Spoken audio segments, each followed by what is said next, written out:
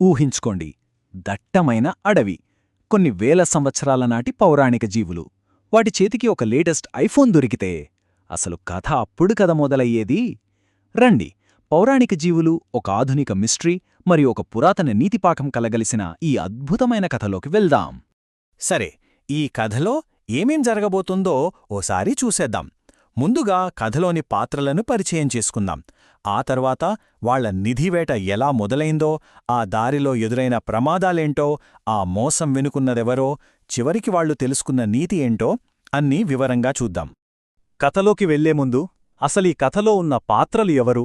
వాళ్ల పేర్లు పురాణాల్లోవి, కాని వాటి మూలాలు మన నిజ జీవితంలో ఉన్నాయంటే నమ్ముతారా? అవును, రండి చూద్దాం. మన కథలో మొదటి హీరో సేటర్ అనే కప్ప. పురాణాల్లో సేటర్ అంటే మేకకాళ్ళు, మనిషి రూపమున్న ఒక అడవి జీవి. ఎప్పుడూ అల్లరి, కేరింతలతో ఉంటుంది. మరి ఈ కప్ప సంగతేంటంటే, దీని పేరు సేటర్ బ్లైథీ. దీని కళ్లపైన ఉండి చిన్న కొమ్ముల్లాంటివి, దాని గంభీరమైన రూపం దానికి ఆ పురాణ పాత్రకున్నంత అడవి స్వభావాన్ని ఇస్తున్నాయి. అందుకే ఆ పేరు. ఇక రెండో పాత్ర పెగసస్. పేరు వినగానే మనకు ఆకాశంలో ఎగిరే తెల్లటి రెక్కల గుర్రం గుర్తొస్తుంది కదా. కాని ఇక్కడ పెగసస్ ఒక సముద్రపు చిమ్మట. ఇది ఒక రకమైన చేప. దానికి రెక్కలలాంటి పెద్ద వాజాలుంటాయి.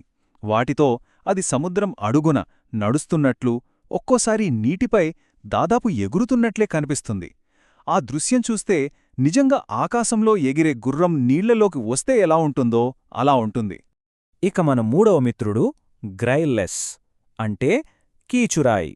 రాత్రి నిశ్శబ్దంలో మనకు వినిపించే ఈ కీచురాయి శబ్దం ఎప్పటినుంచో దాన్ని ఒక రహస్య సంకేతంగా చూసేవారు. అంటే భవిష్యత్తు గురించి చెప్పే ఒరాకిల్లాంటిదనమాట. ఆ శబ్దంలో ఏదో తెలియని సందేశం దాగుందని పూర్వీకులు నమ్మేవారు. అందుకే ఈ కీచురాయి మన కథలో ఒక జ్ఞాని పాత్రను పోషిస్తోంది. సరే, ఇప్పుడు ఈ ముగ్గురు స్నేహితుల జీవితంలోకి ఒక ఊహించని వస్తువు ప్రవేశిస్తోంది. అక్కడనుంచే అసలు కథ, అసలు సాహసం మొదలవుతోంది. ఆ పురాతన అడవి నిశ్శబ్దంలోకి, ఆకాశంనుంచి ఆధునిక ప్రపంచానికి చెందిన ఒక వస్తువు టప్పని కిందపడింది.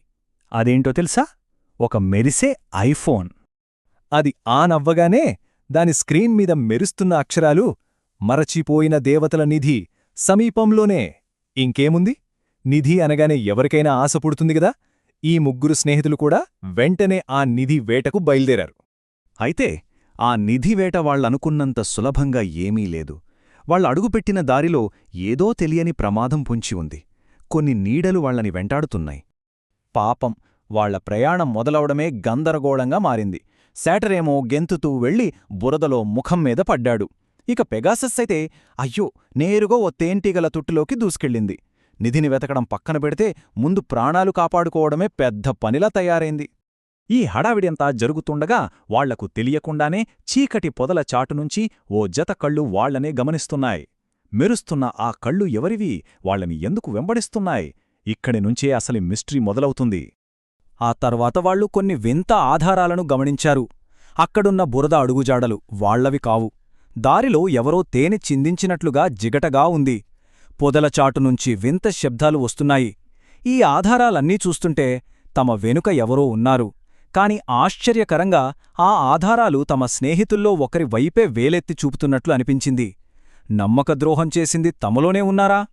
సరే, ఎన్నో కష్టాలు పడి చివరికి ఆ నిధి ఉన్న గుహలోకి చేరుకున్నారు.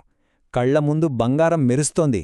కాని సరిగ్గా అప్పుడే ఈ మొత్తం నాటకం వెనక ఉన్న అసలు సూత్రధారి బయటపడ్డాడు. చీకటిలోంచి ఒక్కసారిగా దూకింది ఒక నీడ. అది మరెవరో కాదు, పంచతంత్ర కథల్లో మనకు తరచుగా కనిపించే కుటిలమైన పాత్ర నాగా అనే పాము. అప్పుడు చెప్పాడు నాగా అసల నిజం.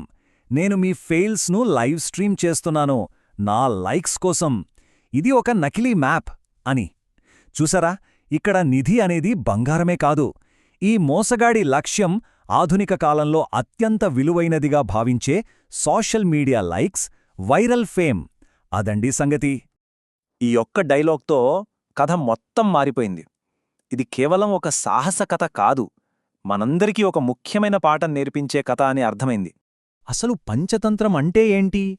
ఇవి జంతువుల పాత్రల ద్వారా మనుషులకు అవసరమైన తెలివితేటలు, వ్యూహాలు, మంచి చెడుల గురించి చెప్పే పురాతన భారతీయ నీతి కథలు. మన కథ కూడా సరిగ్గా అదే పని చేస్తోంది. ఆ మోసగాడి లక్ష్యం వైరల్ ఫేమ్ అయితే మన హీరోలు ఏం తెలుసుకున్నారో తెలుసా?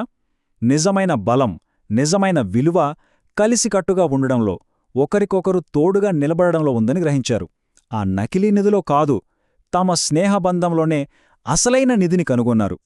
సో చివరిగా కథ చెప్పే నీతి ఏంటంటే, నిజమైన సంపద బంగారం కానీ లైక్స్ కానీ కాదు, మనకు కష్టకాలంలో అండగా నిలిచే స్నేహితులే అసలైన నిధి. ఈ కథ మనందర్నీ ఒక ప్రశ్నతో వదిలేస్తుంది. డిజిటల్ లైక్స్ కోసం వెంపర్లాడే ఈ ప్రపంచంలో మనం దేనికి నిజమైన విలువ ఇస్తున్నాం? జీవితంలో అసలైన నిధి ఏది? దీని గురించి ఒక్కసారి ఆలోచించండి. ఇలాంటి మరిన్ని ఆసక్తికరమైన కథలు, నిజాల కోసం మా యూట్యూబ్ ఛానల్కు సబ్స్క్రైబ్ చేసుకోండి.